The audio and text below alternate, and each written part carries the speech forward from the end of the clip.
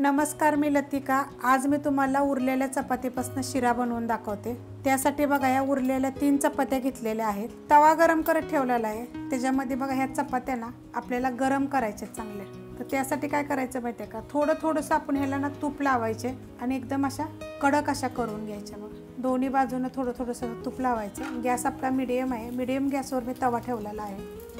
जास्त प्रमाणात तूप नाही लावायचं। बघा थोडंसं असं बुडवून फक्त चमच्याने जसं आपण चपातीला कसं लावतो अशा पद्धतीनं लावून घ्यायचं। अशा गोल फिरवून एकदम बघा कडक करायची ती। एकदम बारीक गॅस केलेला आहे त्याच्यावर ह्या मी अशा कडक बनवून घेते। अशा कडक झाल्या पाहिजेत बघा। एवढ्या अशा मीडियम गॅसवर बारीक गॅसवर तुम्ही करून घ्या, पण करताना तूप लावा। एकदम मस्त अशा होतात बघा। एक नंबर चवीला शिरा लागतो। रेसिपी बघितली की लाईक करा आणि कमेंट करा। कडक बघा बनवून घेतलेले आहेत। आता ह्याचं काय करायचं माहिती आहे का, तुकडे करून मिक्सरच्या भांड्यात टाकायचे। थंड झाले आहेत बघा, ह्या असे तुकडे करायचे आणि हे तुपामध्ये मी गरम केलेले आहे ते आपण बारीक करून घेऊया एकदम। ह्याचा आपल्याला काय जास्त बारीक करायचं नाही, असं दरदर असं करायचे।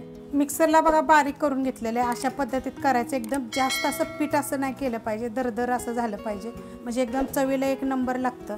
आता ह्या 1 वाटीसाठी आपल्याला गूळ किती पाहिजे ते तुम्हाला सांगेन। जर गोड पाहिजे असेल तर जास्त घ्या। हे बिन केमिकल गूळ आहे, अर्धी वाटी घेतलेला आहे। तर आता ही अर्धी वाटी ह्यात टाकूया आपण आणि ह्याच्यामध्ये मी पाणी टाकणार आहे, कारण की जर ह्याच्यात जर खडे वगैरे असतील आणि एकदमच आपण जर गॅसवर जर हे केलं तर त्याचं खडे असेल तर आपल्याला लागतील। तर आपल्याला बरोबर 1च वाटी पाणी घ्यायचे।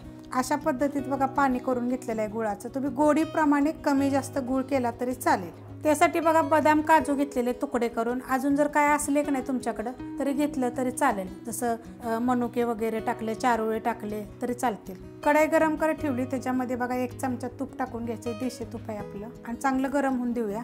तेल गरम झालेलं आहे, ह्याच्यामध्ये काजू बदाम टाकायचं आणि भाजून घ्यायचे। थोडं साधारण कलर चेंज होतो आपल्याला भाजायचे, म्हणजे खाताना असं आपल्याला दाताखाली कुरुम चांगलं लागतं। कलर चेंज झालेला आहे आणि एकदम गॅस आपला बारीक आहे। गरम झाल्यानंतर मी बारीक केला होता।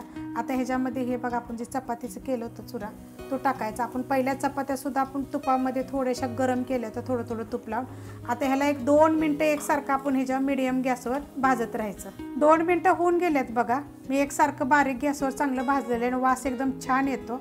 आता त्याच्यामध्ये हे गुळाचं पाणी आपलं टाकून घ्यायचं। आता आपण हे हलवून घेऊया चांगलं। आता ह्याच्यामध्ये बघा 2 वेलच्या साखर टाकून मी बारीक केलेले आहेत ते, आणि वरनं थोडंसं आपण ह्याच्यामध्ये जायफळ टाकूया। तुम्हाला आवडत असेल तर टाका, छान लागतं जायफळ। एकदम थोडंसं टाकायचं, 1 चिमूटभरपेक्षा कमी टाकायचं। आता हे मिक्स करून घेऊया। वेलची पूड टाकल्यानंतर मिक्स करून घेतलेलं आणि एकदम गॅस बारीक आहे। बारीक गॅसवरच आपण हे सगळं केलं होतं। आता ह्याच्यामध्ये झाकण ठेवूया 1 2 ते 3 मिनिटासाठी।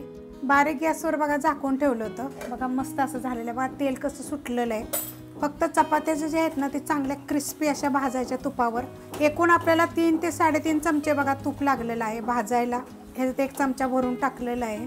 तर अशा पद्धतीने शिरा होतो बघा। थोडं जर पातळ पाहिजे असेल ना तर ह्याच्यामध्ये तुम्ही थोडंसं पाणी टाकू शकता पहिलं जास्त। तर अशा पद्धतीत होतो ना, 1 नंबर चव लागते। करून बघा। बघा कलर कसा गोल्डन एकदम आलेला आहे आणि वास एकदम असा छान असा सुटलेला आहे। रेसिपी जर आवडली तर लाईक करा, सबस्क्राईब करा, कमेंट करा आणि शेअर बी करा।